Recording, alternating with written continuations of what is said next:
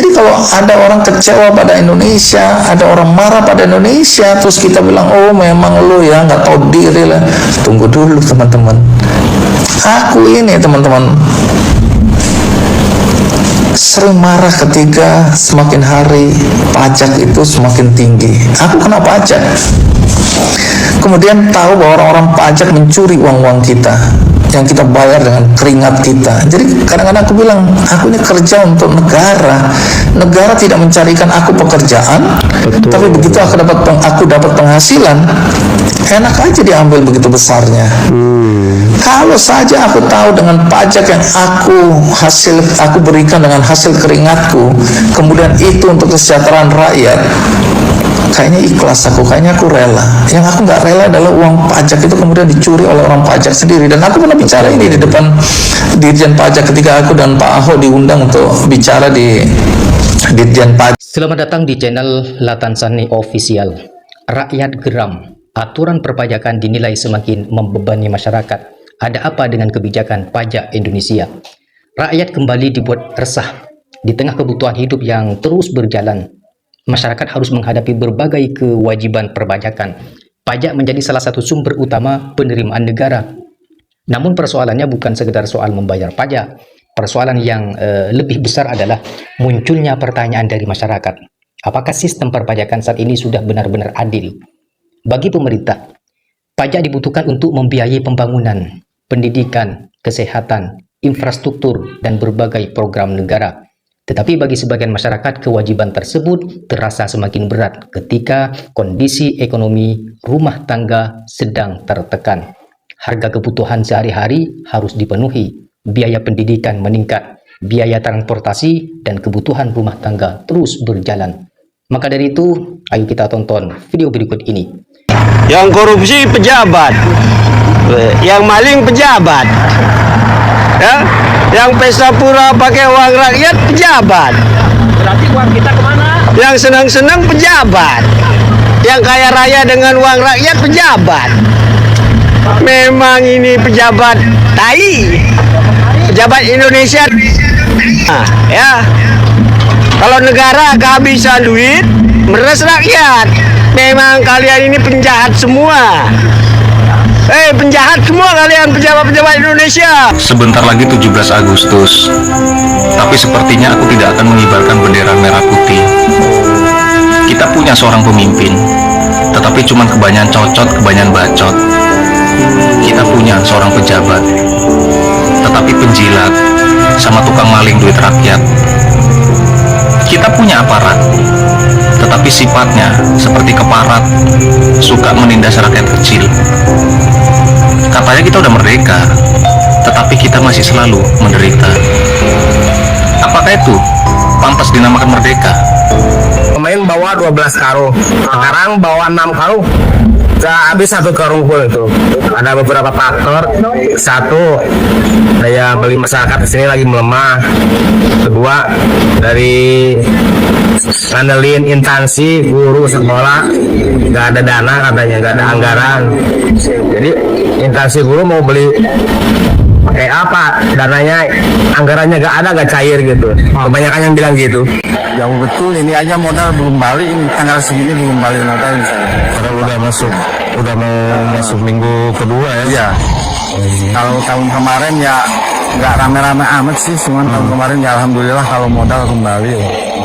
Berpuluh-puluh tahun Republik Indonesia merdeka, baru kali ini ada war ticket untuk melihat langsung perayaan HUT RI di istana. Hebat kalian ya, semua dijadikan bisnis. Untuk meringankan beban hidup warga, Jepang akan pangkas pajak makanan yang awalnya 8% menjadi 1%. Bajingan, kunyuk, negara macam apa Jepang ini? Kok kepikiran pejabatnya meringankan beban warga gitu? Negara kok begitu? Negara kok maju? Negara itu harus menindas warga, harus menindas rakyat. Baru aja 8% udah diturunin. Ya Allah, ini negara tolol ini. Lihat dong, lihat Indonesia ini. Pejabatnya nggak ada yang mikirin beban warga. Pejabat itu harus mikirin diri sendiri. Gimana bisa beli ini? Ntar ada temennya beli ini, kita harus beli ini. Harus berlomba-lomba ngajak rakyat kalau bisa naikin. Dari 8% udah turunin 1%. Innalillahi wa inna ilaihi raji'un. Kalau begitu negara gimana mau bangkrut? Negara jangan maju. Aduh. Ini negara Jepang ini kalau tahu ya pejabat Indonesia dimarahin ini. Gimana ya? Negara kok meringankan, memikirkan beban warga. Gimana ya? Otaknya nggak nyampe ini. Ayo, Mak. Aneh. Asli aneh. Beban warga dipikirin. Ya Allah. Tolong. Tahukah kamu, sistem pajak di Indonesia ternyata jadi sistem pajak paling kejam dibandingkan sistem pajak negara-negara tetangga seperti Malaysia, Thailand, Brunei, bahkan Timor Leste. Mari kita bandingkan dari sektor pajak kendaraan yang sudah banyak dikenal oleh orang awam. Anggaplah kita membeli mobil Toyota Avanza dan bandingkan pajak pembelian, pajak tahunan, hingga pajak 5 tahunannya dari beberapa negara tetangga. Di Indonesia, Avanza itu dirakit di Karawang. Harga aslinya dari pabrik sebenarnya sekitar 150 jutaan. Tapi saat sampai ke dealer, kamu kena PPN, PPNBM, BBNKB, bea masuk, biaya registrasi STNK, plat, dan BPKB. Struktur pajak berlapis ini menyebabkan harga mobil mengalami pembengkakan hingga sekitar 40-50%. Hasilnya, harga OTR Avanza yang harus kamu bayar bisa jadi 250 jutaan. Hampir 100 jutanya itu cuma buat pajak di awal. Belum selesai sampai di situ. Setiap tahun kamu wajib bayar pajak tahunan. Avanza yang diproduksi di Indonesia, pajak tahunannya di sini bisa mendekati 5 juta rupiah. Dan tiap 5 tahun kamu harus bayar lagi sekitar 2,8 juta sampai 3 jutaan buat ganti plat dan STNK. Jadi dalam 5 tahun pertama saja kamu sudah bayar pajak Avanza hampir 30 juta rupiah. Padahal mobilnya itu-itu aja. Nah, sekarang coba kita lihat Avanza yang sama kalau dijual di negara tetangga.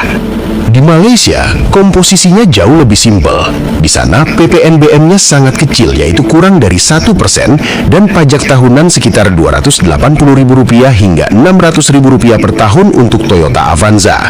Tidak ada BBNKB, tidak ada pajak 5 tahunan. Sedangkan Thailand bahkan lebih murah lagi. Di sana tidak ada BBNKB, tidak ada PPNBM, tidak ada pajak 5 tahunan. Hanya ada pajak tahunan yang nilainya sekitar Rp150.000 per tahun. Gilanya lagi, untuk mobil jenis pick-up, pajaknya bisa jauh lebih murah lagi, meskipun sekelas double cabin seperti Toyota Hilux. Tapi bagaimana dengan pajak kendaraan di Brunei? Di sana, pajaknya juga tidak kalah murah. Di Brunei, tidak ada BBNKB, tidak ada PPNBM, tidak ada pajak 5 tahunan, bahkan juga tidak ada pajak tahunan. Hanya ada biaya tahunan, namanya Vehicle License sebesar $2,25 Brunei atau setara Rp31.600 per 100 cc. Nah, yang terakhir, Timor Leste. Negara yang dulu merupakan bagian dari Indonesia dengan nama Timor Timur ini juga memiliki sistem pajak yang bahkan jauh lebih gila lagi. Di sana, saat membeli mobil baru, hanya ada bea masuk sekitar 5% dan pajak penjualan sekitar 2,5%. Tidak ada BBNKB, tidak ada PPNBM, tidak ada pajak 5 tahunan, bahkan juga tidak ada pajak tahunan. Hanya ada biaya registrasi kendaraan di awal beli sekitar $97,50 saja. Jadi, bayangkan, di negara seperti Timor Leste saja pajaknya lebih manusiawi. Tapi bagaimana dengan Indonesia?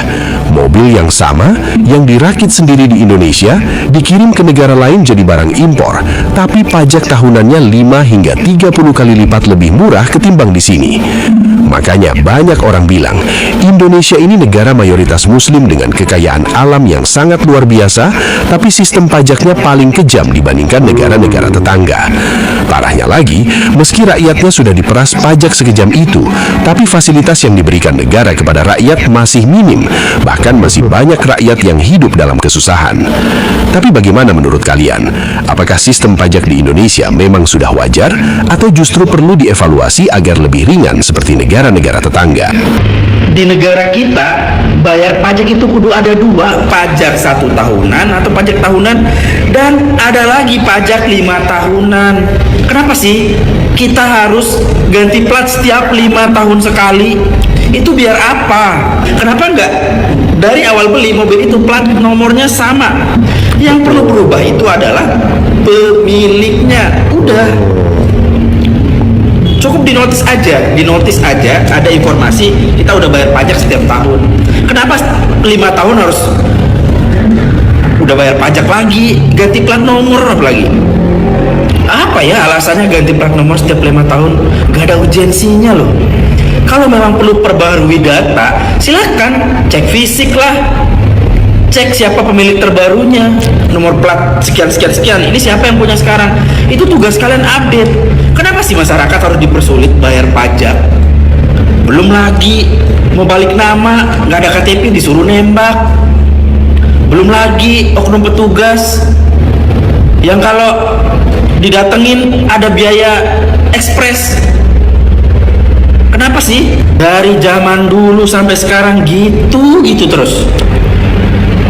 Bisa nggak sih bikin inovasi biar masyarakat dipermudah dalam proses pembayaran pajak kendaraan bermotor? Ngurusin pajak itu bisa berhari-hari bahkan berminggu-minggu, bolak-balik, harus ke bagian inilah, harus ke sana dulu lah. Kenapa nggak belajar dari negara tetangga? Bayangin loh, kalian nih ya oknum petugas itu cari makan ya, gaji kalian dari duit rakyat, dari pajak. Buat ngasih makan anak istri ya dari duit rakyat. Seragam kalian tuh itu ya dari rakyat.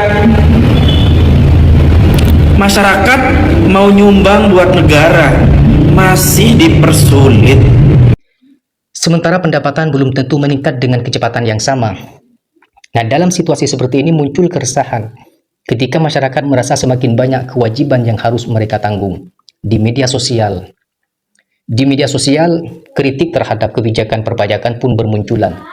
Sebagian warganet mempertanyakan mengapa masyarakat harus terus diminta memenuhi kewajiban pajak ketika mereka sendiri merasa belum mendapatkan pelayanan publik yang sebanding.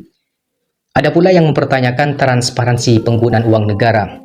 Pertanyaannya sederhana, kalau rakyat diminta membayar pajak, apakah pemerintah juga sudah memberikan jaminan bahwa uang tersebut dikelola secara efektif, transparan, dan benar-benar kembali kepada masyarakat? Inilah yang menjadi inti keresahan. Masyarakat sebenarnya tidak selalu menolak pajak. Banyak warga memahami bahwa negara membutuhkan penerimaan untuk menjalankan pemerintahan. Yang dipersoalkan adalah rasa keadilan.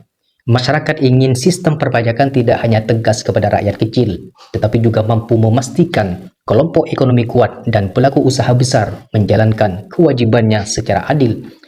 Karena kalau masyarakat kecil merasa paling mudah ditagih, sementara mereka memiliki kekuatan ekonomi, justru dianggap memiliki lebih banyak ruang untuk menghindari kewajiban, maka kepercayaan terhadap sistem perpajakan bisa menurun. Dan ketika kepercayaan turun, muncul masalah yang jauh lebih serius. Masyarakat bisa mulai bertanya, untuk apa saya membayar pajak? Nah, pertanyaan seperti ini tidak boleh dianggap sebagai sekedar keluhan, sebab kepercayaan masyarakat merupakan modal penting dalam sistem perpajakan. Semakin masyarakat percaya bahwa pajak dikelola dengan baik, semakin besar kemungkinan mereka menjalankan kewajibannya secara sadar. Sebaliknya, jika masyarakat merasa pajak hanya menjadi beban, sementara berbagai persoalan seperti korupsi, pemborosan anggaran, atau pelayanan publik masih menjadi masalah, maka pemerintah harus bekerja lebih keras untuk menjelaskan dan membuktikan kemana uang rakyat digunakan. Disinilah pemerintah dituntut bukan hanya untuk membuat aturan, tetapi juga memberikan transparansi dan akuntabilitas. Jangan sampai masyarakat hanya mendengar bayar pajak, tetapi tidak mendapatkan penjelasan yang memadai mengenai berapa uang yang terkumpul, kemana uang tersebut digunakan, apa manfaatnya bagi masyarakat, dan yang paling penting, apakah masyarakat mendapatkan perlakuan yang adil. Pajak memang penting bagi negara, tetapi kebijakan pajak juga harus mempertimbangkan kemampuan masyarakat. Jangan sampai aturan yang dibuat untuk meningkatkan penerimaan negara justru menimbulkan tekanan berlebihan terhadap kelompok yang ekonominya rentan. Karena negara yang kuat bukan hanya negara yang mampu mengumpulkan pajak dalam jumlah besar. Negara yang kuat adalah negara yang mampu membangun kepercayaan antara pemerintah dan rakyatnya. Pemerintah perlu mendengar kritik. Rakyat juga perlu memahami bahwa negara membutuhkan penerimaan, tetapi hubungan tersebut harus dibangun berdasarkan prinsip adil, transparan, dan dapat dipertanggungjawabkan. Jangan sampai pajak hanya dipandang sebagai kewajiban rakyat kepada negara. Pajak juga harus dipahami sebagai bentuk hubungan timbal balik. Rakyat membayar, negara memberikan pelayanan. Rakyat berkontribusi. Negara menjamin penggunaan anggaran yang bertanggung jawab. Dan ketika terjadi penyimpangan, masyarakat berhak mempertanyakan serta mengawasinya. Karena itu, jika hari ini muncul suara masyarakat yang merasa terbebani oleh aturan perpajakan, pemerintah seharusnya tidak buru-buru menganggapnya sebagai bentuk penolakan terhadap negara. Justru, suara tersebut bisa menjadi alarm. Alarm bahwa ada sebagian masyarakat membutuhkan penjelasan lebih baik, alarm bahwa sistem harus terus dievaluasi, dan alarm bahwa kepercayaan publik harus dijaga. Pada akhirnya, masyarakat tidak hanya membutuhkan aturan yang tegas, masyarakat membutuhkan aturan yang adil.